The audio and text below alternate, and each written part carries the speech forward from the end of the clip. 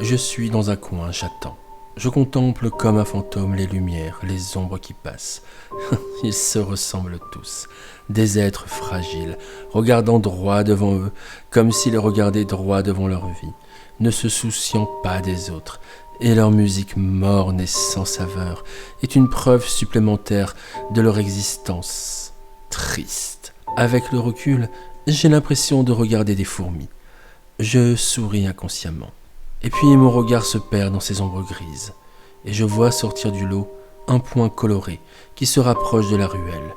Ses vêtements sont différents des autres, plus colorés que toutes ces ombres qui sont dans mon champ de vision, au point de sortir du lot et d'être comme une source de chaleur dans cet océan d'émotions. Elle est fine comme une poupée, et sa musique si triste, au point de me donner la nausée, tranche incroyablement avec son apparence. Elle a un regard nerveux, inquiet. Elle entre dans la ruelle, passe en dessous des cordons de police. Elle s'arrête en plein milieu.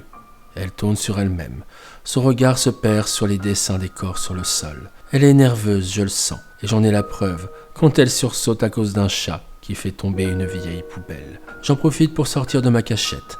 Elle ne m'entend pas, trop concentrée par ce qui l'entoure. Eh bien, après les derniers événements que vous avez vécus, vous sursautez au bruit d'un chat qui fait tomber une poubelle ? Elle se retourne, et son regard plein de reproches se plonge dans le mien. Sa musique change légèrement. Certes, elle est toujours triste, mais certaines notes sont plus agressives, ce qui veut dire qu'elle est énervée. Elle dit avec une pointe de colère, mais sans me fixer dans les yeux. Ce n'est pas ça, je trouve juste cruel de me faire venir ici. Désolé d'avoir froissé votre sensibilité. Elle semble surprise par mes mots, et semble se calmer, légèrement en tout cas. Et doucement, tout en relevant la tête, elle me dit... Pourquoi m'avoir fait venir ici ? Eh bien, j'ai fait une étrange mais non moins intéressante découverte. Ah, et laquelle ? Eh bien, j'ai regardé les photos des articles de presse et je me suis rendu compte que sur chaque photo, vous vous y trouviez. Vraiment ? Oui, apparemment ma proie s'en prend à la communauté LGBT et je crois que tu en fais partie. Oui. Eh bien maintenant je comprends pourquoi vous viviez avec une femme. Elle a un instant de surprise. Puis elle se met à rire. Derrière mon masque, je suis surpris par sa réaction. J'avoue que c'est la première fois qu'une personne rit devant moi. D'habitude, les personnes affichent la peur, la terreur, la panique en me voyant. Mais pas le rire. Je lui dis calmement, « Je peux savoir ce qu'il y a de drôle ?» Eh bien, ma coloc est amie et hétéro. Moi, je suis une jeune fille trans. Je suis surprise de votre conclusion très hâtive sur ma personne. Il m'arrive de me tromper une fois par an. On va dire que cette année, vous êtes ma marge d'erreur. Mais dites-moi, pourquoi me dire tout ça ? Eh bien, si je vous ai remarqué sur les coupures de presse, il y a de grandes chances que notre tueur l'ait remarqué aussi. Son léger sourire s'efface pour faire place à la peur, une expression que j'ai plus l'habitude de voir chez les gens. Elle commence à regarder autour d'elle, sa respiration s'accélère, mais plus que tout ça, sa musique prend de l'ampleur et devient une véritable cacophonie. C'est un véritable supplice pour mon esprit. Je me rapproche d'elle, lui prends les épaules et place mon visage à quelques centimètres du sien. Arrêtez avec votre musique, c'est insupportable. Vous croyez vraiment que si ma proie était là, je ne l'aurais pas détectée ?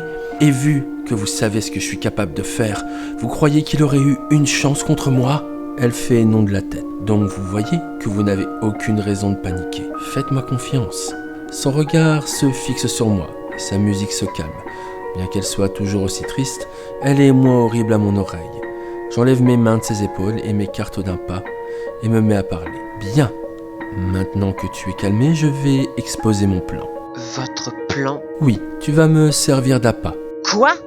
D'appât ? Mais pourquoi ? Comme je te l'ai dit tout à l'heure, il t'a peut-être vu sur les photos des journaux. Et donc, il est fort à parier que tu peux être sa prochaine cible. Et c'est pour ça que je veux que tu te promènes dans le quartier où ont eu lieu les dernières disparitions et meurtres pour l'attirer. Une fois qu'il te tombera dessus, je n'aurai plus qu'à m'en débarrasser et à m'en nourrir. Donc si j'ai bien compris, vous voulez que je me promène comme un gibier le jour de la chasse pour que ce tueur me tombe dessus ? Vous avez donc l'intention de me mettre en danger intentionnellement ? Et si je ne suis pas d'accord ? Crois-tu vraiment que tu as ton mot à dire sur ce plan ? Et puis, ce n'est n'est pas comme si tu serais vraiment en danger, vu que je veillerai sur toi à chaque instant, et au moment où il frappera, je serai là. Donc, tu n'as rien à craindre. » Je la regarde et elle semble peu rassurée à cette idée. Mais je sais comment la persuader d'accepter mon plan. Et puis, vois le côté positif de la chose. Une fois que je me serai occupé de ma proie, tu seras libre et tu pourras retrouver ta vie d'avant et tout oublier de cette histoire et imaginer que ce n'était qu'un mauvais rêve.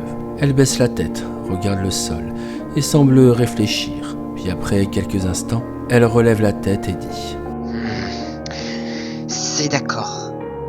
Mais vous promettez d'être constamment à mes côtés? Je te le promets, je te suivrai comme ton ombre. Elle semble soulagée par mes derniers mots. Je me retourne et me prépare à partir. Mais à ce moment-là, elle me dit quelque chose auquel je ne m'attendais pas. Je peux vous poser une question? Bien sûr, que veux-tu savoir? Est-ce que le nom de Andrew Maxwell vous dit quelque chose? Je suis toujours Doael, mais je suis surpris. Andrew Maxwell.